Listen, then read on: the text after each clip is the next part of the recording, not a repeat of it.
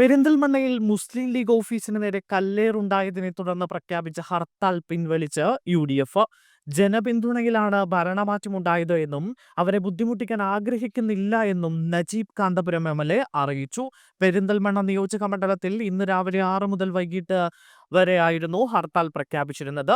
ദാരുണമായ ആക്രമണമാണ് പെരിന്തൽമണ്ണയിൽ മുസ്ലിം ലീഗ് ഓഫീസിന് നേരെ CPIM അഴിച്ചുവിട്ടത് എന്ന് നജീബ് കാന്തപുരം പറഞ്ഞു.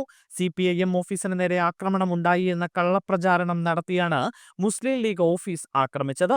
തുടർന്ന് രാത്രി തന്നെ UDF പ്രതിഷേധിച്ചു. പെരിന്തൽമണ്ണ പോലീസിന്റെ ഇടപെടലും അഭിനന്ദനമർഹിക്കുന്നതാണ് എന്ന് നജീബ് കാന്തപുരം പറഞ്ഞു. ഇന്നലെ രാത്രിയായിരുന്നു മുസ്ലിം ലീഗ് ഓഫീസിന് നേരെ ആക്രമണം നടന്നത്. UDF വിജയാഘോഷ പ്രകടനത്തിനിടെ തങ്ങളുടെ ഓഫീസിന് നേരെ കല്ലെറിഞ്ഞതായി CPIM ആരോപിച്ചു. ഇതിലുള്ള പ്രതിഷേധ പ്രകടനം നടക്കവെയാണ് ലീഗ് ഓഫീസായ CH സൗദത്തിന് നേരെ കല്ലേറുണ്ടായത്. തുടർന്ന് അക്രമികളെ പിടികൂടണമെന്നാവശ്യപ്പെട്ട് MLAയുടെ നേതൃത്വത്തിൽ റോഡ് ഉപരോധിക്കുകയായിരുന്നു. ലീഗ് ഓഫീസിന് നേരെ കല്ലെറിഞ്ഞ കേസിൽ 5 CPIM പ്രവർത്തകരെ കസ്റ്റഡിയിലെടുക്കുകയും ചെയ്തിട്ടുണ്ട്.